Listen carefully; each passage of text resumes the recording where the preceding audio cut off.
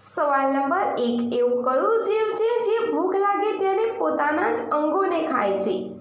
એનો જવાબ છે ઉંદરોની. સૌથી સામાન્ય પ્રજાતિ માનવામાં આવે છે જે ભૂખ્યા હોય ત્યારે પોતાના શરીરના ભાગોને ખાઈ શકે છે.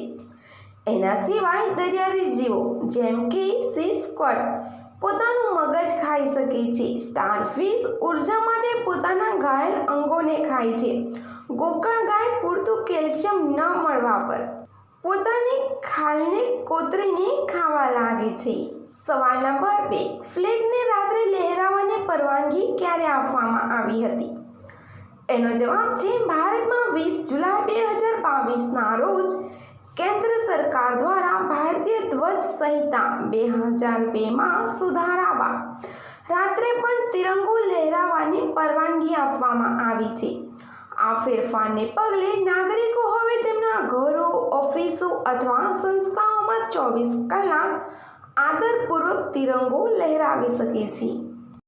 સવાલ નંબર 3, સૌરમંડળનો સૌથી ઠંડો ગ્રહ કયો છે?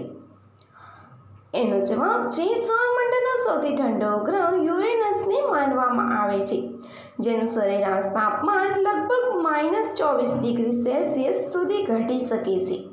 નેપચ્યુન સૂર્યથી દૂર હોવા છતાં યુરેનસનો અનોખો અક્ષીય ઝુકાવ અને ખૂબ જ ઓછી આંતરિક ગરમી તેને સૌરમંડળનો સૌથી ઠંડો ગ્રહ બનાવે છે.